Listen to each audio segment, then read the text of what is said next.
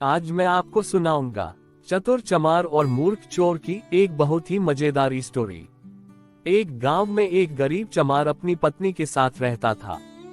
गांव में काम धंधा न होने के कारण वह शहर जाकर काम करने की सोचता है। कुछ दिनों बाद ही वह शहर चला जाता है। अपना काम शुरू करने के लिए उसके पास शहर में कोई ठिकाना नहीं था, तो वह सड़क पर खड़ा होकर ही जोर जोर से आवाज लगाता है, कोई जूते ठीक करवा लो, कोई जूते ठीक करवा लो। लेकिन उस दिन उसे कोई ग्राहक नहीं मिलता। दूसरे दिन वह फिर से जाता है, किंतु आज उसे एक महिला बुलाती है और अपना जूता सुधारने के लिए देती है। थोड़ी दूर जाने पर एक और महिला उसे बुलाती है। ऐसे करके कुछ दिनों में ही उसका काम रफ्तार पकड़ने लगा। एक महीने में उसने 4 सोने के सिक्के कमाए। उनमें से 2 सिक्कों का उसने एक गधा खरीदा। जब वह गधा खरीद कर वापस आ रहा था तो जंगल में उसने देखा 4 डाकू धीरे धीरे उसकी ओर बढ़ रहे थे। डाकुओं से बचने के लिए उसके दिमाग में एक रणनीति बनने लगी। डाकुओं को देख चमार ने पहले ही गधे की गर्दन पर एक सोने का सिक्का बांध दिया। डाकू उसके पास पहुंचे और बोले, तेरे पास जो कुछ भी है निकाल दे, वरना परिणाम अच्छा नहीं होगा। चमार ने घबराते हुए कहा, मैं एक साधारण मजदूर हूँ, भला मेरे पास तुम्हें क्या मिलेगा। इतने में ही गधे की गर्दन से सिक्का जमीन पर गिर जाता है। सिक्के को देखते ही डाकू और गुस्सा हो गए और बोले, ये हमें मूर्ख समझता है, इसके पास सोने के सिक्के हैं। चमार अपने दिमाग का इस्तेमाल कर कहता है, यह कोई साधारण गधा नहीं है, अपितु एक मायावी गधा है। इसको जितना खिलाओगे यह उतने ही सोने के सिक्के देता है। ये बात सुनते ही डाकुओं के चेहरों पर मुस्कान आ गई। उन्होंने गधा खरीदने की सलाह जताई और चमार को 50 सोने के सिक्के देने को तैयार हो गए। उसने थोड़ा आनाकानी करने का बहाना किया और फिर गधा उन्हें बेच दिया। बेचता भी क्यों ना, आखिरकार 2 सिक्कों का गधा 50 सिक्कों में बिक रहा था। डाकू गधा लेकर अपने घर चले गए। उस दिन गधे ने कोई सोने का सिक्का नहीं दिया, तो उन्होंने सोचा शायद आज अपने मालिक से बिछड़ने के चक्कर में उदास है। लेकिन जब 2-3 दिन भी उसने कोई सिक्का नहीं दिया तो वे समझ गए कि यह कोई मायावी नहीं अपितु एक साधारण गधा है। सभी डाकू गुस्से से आग बबूला हो गए। उन्होंने चमार को सबक सिखाने का निर्णय किया। जब वे चमार के घर पहुंचे तो देखा उसने मुर्गा फार्म खोल लिया था। उसे देखकर वे और गुस्सा हो गए।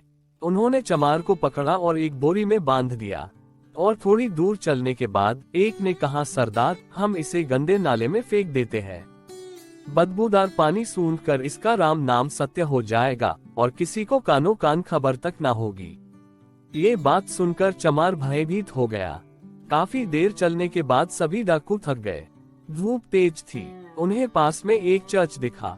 वे चर्च में आराम करने चले गए और बोरी वहीं रख दी।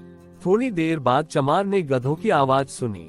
आवाज सुनकर वह समझ गया कि गधों के साथ कोई आदमी भी जरूर होगा। उसने बोरी के अंदर से ही आवाज लगाई, ओ भाई, ओ भाई, ओ गधे का मालिक। गधों का मालिक चारों तरफ देखते हुए कहा कि कौन है भाई, और तू है कहाँ। चमार कहता है, मैं इधर इस बोरी में कैद हूँ। आदमी बोला, तुम्हें बोरी में किसने और क्यों कैद कर रखा है।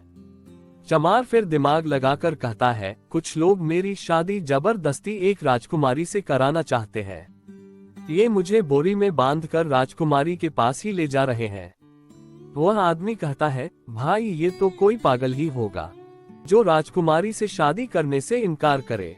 चमार ने कहा, अच्छा तो तुम एक काम करो, मेरी जगह इस बोरी में तुम कैद हो जाओ और राजकुमारी से शादी कर लेना। वह आदमी राजकुमारी से शादी करने की बात पर इतना खुश हुआ कि खुद को चमार की जगह बोरी में कैद कर लेता है। थोड़ी देर बाद डाकू आते हैं और बोरी उठाकर थोड़ी ही दूर एक नाले में फेंक देते हैं। जब डाकू वापस अपने घर जा रहे थे तो उन्होंने देखा चमार 4-5 गधों के साथ वहां से आ रहा था। उनको यकीन नहीं हुआ कि यह वापस कैसे आ गया। इसे तो अभी हम नाले में फेंक कर आए थे। डाकू उससे पूछते हैं, तुम वापस कैसे आए। चमार ने उन्हें सबक सिखाने के लिए एक रणनीति बना रखी थी। चमार ने बताया, तुमने तो मुझे नाले में फेंक दिया, लेकिन वह कोई ऐसा वैसा नाला नहीं था। उसके अंदर अद्भुत खजाना और बहुत से प्यारे गधे थे जिन्होंने मुझे बचाया और बहुत सारा खजाना भी दिया। डाकुओं को उसकी बात पर विश्वास होने लगा था। तब उन्होंने भी नाले में जाने का निर्णय किया, किंतु चमार ने कहा, ऐसे नहीं, तुम्हें भी नाले में उसी प्रकार फेंकना होगा जिस प्रकार तुमने मुझे फेंका था, यानी तुम्हें बोरी में बांधना होगा। वे सभी तैयार हो गए। चमार ने उन सब को बांध दिया और नाले में जाकर धक्का दे दिया और हमेशा हमेशा के लिए चोरों से छुटकारा पा लिया। कहानी से सीख तभी कहते हैं कि बुद्धि के आगे बल काम नहीं आता, अर्थात ज्ञानी आदमी का सामना केवल ज्ञान द्वारा ही किया जा सकता है, अपने बल द्वारा नहीं। धन्यवाद। आपको ये कहानी कैसी लगी नीचे कमेंट करके हमें जरूर बताएं। अगर आपको ये कहानी पसंद आई हो तो अपने दोस्तों के साथ जरूर शेयर करें और ऐसी ही प्यारी कहानियां सुनने के लिए हमारे YouTube चैनल से जुड़े।